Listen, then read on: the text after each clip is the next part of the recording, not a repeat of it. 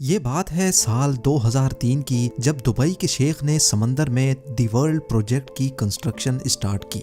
समंदर में 300 आइलैंड्स बनाने का ये प्रोजेक्ट अर्थ शेप की तरह दिखने के लिए बनाया जा रहा था, जिसमें लग्जरी विलास, होटल्स और बीच रिजॉर्ट्स के साथ साथ वो सब कुछ बनाया जाना था जिसका अंदाजा लगाना भी काफी मुश्किल है।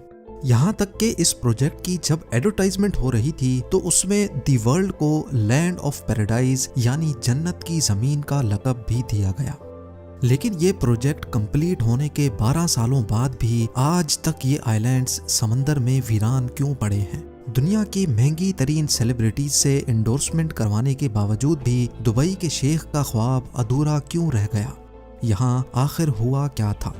नाजरीन, ये बात तो हम सबको मालूम है कि दुबई के रूलर शेख मोहम्मद बिन रशीद अल मखतूम ने दुबई में वो कुछ कर दिखाया है जिसकी मिसाल पूरी दुनिया में नहीं मिलती। आज से 30 साल पहले दुबई में सिर्फ एक बिल्डिंग हुआ करती थी जिसको आज दुबई वर्ल्ड ट्रेड सेंटर कहा जाता है, लेकिन उसके बाद यहाँ back to back construction projects ने दुबई की वो किस्मत बदली कि जो शहर 100% अपने ऑयल पे डिपेंडेंट था वो अब सिर्फ 3% ऑयल पे डिपेंडेंट रह गया है। और शेख का ख्वाब भी कुछ ऐसा ही था। दुनिया की सबसे ऊंची बिल्डिंग बुर्ज खलीफा से लेकर दुनिया के पहले और आखिरी 7 स्टार होटल बुर्ज अल अरब तक दुबई का कोना कोना वर्ल्ड क्लास लग्जरी फैसिलिटीज से भरा हुआ है। जब दुबई के पास मजीद मेगा प्रोजेक्ट्स बनाने के लिए जमीन कम पड़ गई तो शेख ने रुख किया समंदर का। ये बात है 2001 की, जब दुबई पहले ही बुर्ज अल अरब बनाकर वेस्टर्न टूरिज्म अपनी तरफ अट्रैक्ट कर बैठा था। दुबई के बीचेस काफी ज्यादा फेमस होने लगे थे और बात यहाँ तक पहुँच चुकी थी कि अब दुबई के पास बीचेस की जगह कम पड़ गई। दुबई की कोस्ट लाइन जो सिर्फ 70 किलोमीटर पर फैली हुई थी उसको अब बढ़ाने का वक्त आ चुका था। स्टार्टिंग में प्लान ये था कि दुबई के समंदर में 3 आर्टिफिशियल आइलैंड्स बनाए जाएंगे जिनको जब स्पेस से देखा जाएगा तो उनकी शक्ल पाम ट्री जैसी होगी। पाम जुमेरा, पाम जबल अली और पाम डेरा। 2001 में सबसे पहले पाम जुमेरा पर काम स्टार्ट कर दिया गया क्योंकि शायद ये प्लान किए गए आइलैंड्स में सबसे छोटा था। सिर्फ अकेले पाम जुमेरा की वजह से ही दुबई की कोस्ट लाइन में 56 किलोमीटर यानी 80% का इजाफा हो रहा था। कोस्ट लाइन बढ़ाने का ये आइडिया दुबई के शेख को इतना भा गया कि पाम जुमेरा की कंस्ट्रक्शन कंप्लीट होने से पहले ही पाम जबल अली और पाम डेरा पर भी काम स्टार्ट कर दिया गया।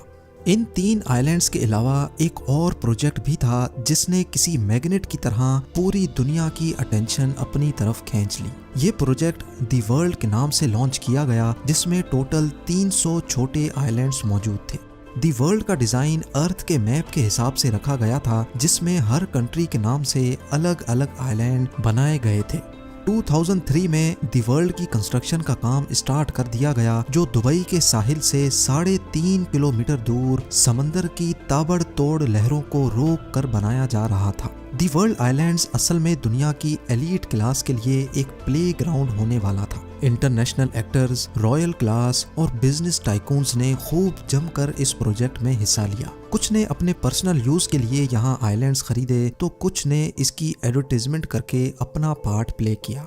यहाँ पर छोटे से छोटे आइलैंड की कीमत $15 मिलियन यानी 112 करोड़ रुपए रखी गई और बड़े आइलैंड्स इनके तो क्या ही कहने। एक एक आइलैंड $50 मिलियन यानी तकरीबन 375 करोड़ रुपयों में सेल किया गया।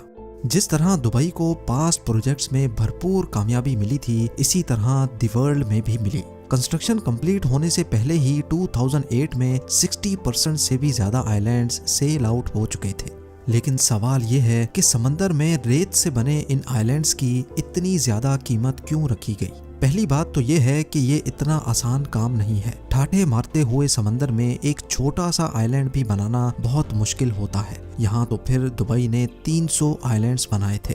सिर्फ एक आइलैंड को बनाने में इतनी ज्यादा रेत इस्तेमाल हुई थी कि उससे एक पूरा क्रिकेट स्टेडियम टॉप से लेकर बॉटम तक भरा जा सकता है। अगर पत्थरों की बात की जाए तो दी वर्ल्ड आइलैंड्स में इस्तेमाल होने वाले पत्थरों का वजन 5.5 लाख ट्रेन इंजन्स के वजन के बराबर बनता है। 9 किलोमीटर लंबा और 6 किलोमीटर चौड़ा ये प्रोजेक्ट बनाने में दुबई गवर्नमेंट को 14 अरब डॉलर खर्च करने पड़े। इस रकम से दुबई 9 बुर्ज खलीफा या फिर 14 बुर्ज अल अरब जैसे 7 स्टार लग्जरी होटल्स बनवा सकता था। लेकिन शेख को ना सिर्फ दुबई की जमीन बल्कि यहाँ के समंदर से भी इनकम जनरेट करना थी, और यही वजह थी कि शेख समंदर में जन्नत की जमीन बनाना चाहते थे। तो फिर आखिर ऐसा क्या हुआ कि इतना ताम झाम करने के बावजूद भी पिछले 12 सालों से ये आइलैंड्स बिल्कुल वीरान पड़े हैं। दी वर्ल्ड आइलैंड्स के फेलियर में सबसे पहला रीजन इसका डिजाइन है। सबको यही उम्मीद थी कि प्रोजेक्ट का डिजाइन अर्थ के मैप के हिसाब से बनाया जाएगा, लेकिन प्रोजेक्ट कंप्लीट होने के बाद मालूम पड़ा कि ये अर्थ के डिजाइन से काफी ज्यादा अलग है।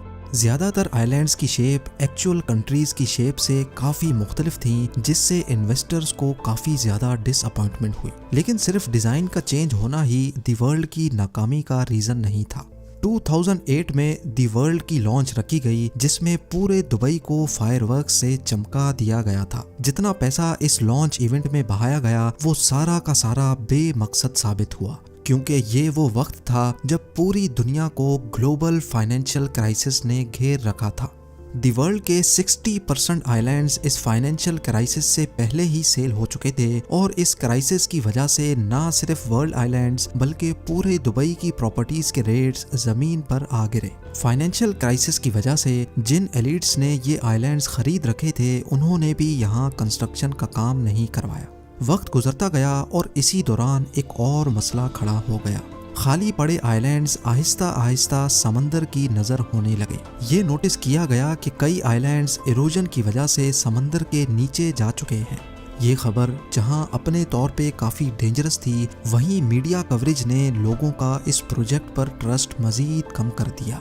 उसका नतीजा ये हुआ कि ग्लोबल फाइनेंशियल क्राइसिस खत्म होने के बाद दुबई के दूसरे एरियाज में तो बिजनेस वापस लौट आया, लेकिन वर्ल्ड आइलैंड्स पर इरोजन के डर से किसी ने भी अपनी किस्मत नहीं आजमाई। इंजीनियर्स और रिसर्च टीम ने जब आइलैंड इरोजन को इन्वेस्टिगेट किया तो एक और खौफनाक मामला उभर कर सामने आ गया। पाम जुमेरा, पाम जबल अली और पाम डेरा के साथ साथ वर्ल्ड आइलैंड्स की कंस्ट्रक्शन में इस्तेमाल होने वाली रेत पर्शियन गल्फ के समंदर से ही ट्रेजर के जरिए निकालकर आइलैंड साइट पर डंप की जाती थी। जिन शैलो वाटर्स में से रेत निकाली गई थी वहां पानी का दबाव बढ़ गया, जिसकी वजह से समंदर की वेव्स में काफी चेंजेस नोटिस की गई। वेव्स में चेंजेस की वजह से ना सिर्फ आर्टिफिशियल आइलैंड्स बल्कि पूरे दुबई की कोस्ट लाइन में इरोजन देखी गई। ये सैटेलाइट फुटेज 2002 की है, जब सिर्फ पाम जुमेरा बनाया गया था। इस फुटेज में दुबई की कोस्ट लाइन को गौर से देखें, जो कि ऑलमोस्ट स्ट्रेट लाइन में नजर आ रही है। अब गौर करें इस फुटेज पर जो 2008 की है, जब बाकी तमाम आइलैंड्स भी बनाए जा चुके थे। इसमें साफ साफ देखा जा सकता है कि दुबई की अपनी कोस्ट लाइन जगह जगह से इरोड हो रही है, और इसको रोकने के लिए कई जगह पर आर्टिफिशियल वॉल्स भी खड़ी की गई हैं। आर्टिफिशियल आइलैंड्स बनाने, दुबई की कोस्ट लाइन को डबल ट्रिपल करने और नेचर से खेलने का अमल अब दुबई पर उल्टा वार करने पर तुला है। इस मामले ने इन्वेस्टर्स, बिजनेस टाइकून्स और सेलिब्रिटीज के ट्रस्ट लेवल को इतनी ठोस पहुंचाई कि दुबई गवर्नमेंट ने तमाम आइलैंड प्रोजेक्ट्स पर फौरन काम रुकवा दिया। बात यहाँ तक पहुँच गई कि दुबई को पाम जबल अली के इन्वेस्टर्स को रिफंड करना पड़ा और पाम डेरा के प्रोजेक्ट को आधे में ही छोड़ना पड़ा। बेशक प्राइवेट आइलैंड का अपना ही चार्म है, लेकिन जो लग्जरी वर्ल्ड आइलैंड्स में एंजॉय की जा सकती है वो पाम जुमेरा पर ऑलरेडी लोग कर रहे हैं। आखिरकार ये दुबई का पहला आर्टिफिशियल आइलैंड प्रोजेक्ट है जो भरपूर कामयाब हुआ। कई famous celebrities already palm Jumeirah पे प्रॉपर्टीज ओन करते हैं, जिनमें famous football player David Beckham, Shahrukh Khan और शिल्पा शेट्टी के साथ साथ कई जाने माने नाम भी शामिल हैं। लेकिन ऐसा भी नहीं है कि वर्ल्ड आइलैंड्स पर किसी ने भी अपना मेंशन नहीं बनाया। 300 में से 9 आइलैंड्स ऐसे हैं जिनको डेवलप किया जा चुका है। इनमें लेबनान आइलैंड, यूरोप आइलैंड्स और फार्मूला 1 ड्राइवर के नाम पे बनाया गया माइकल शू मेकर आइलैंड डेवलप किया जा चुका है। बाकी तमाम 291 आइलैंड्स अभी तक खाली पड़े हैं और आहिस्ता आहिस्ता समंदर की नजर होते जा रहे हैं। दुबई के शेख अपनी इस नाकामी से अच्छी तरह वाकिफ हैं और अपनी इस गलती को सुधारने के लिए नए और जदीद प्रोजेक्ट्स भी लॉन्च करने में लगे हैं। नया प्लान ये है कि पहले दी वर्ल्ड के यूरोप आइलैंड्स को डेवलप किया जाए। स्वीडन आइलैंड में 10 पैलेसेस, जर्मनी आइलैंड में 32 विलास और टोटल 78 फ्लोटिंग स्वीट्स बनाने का प्लान किया गया है।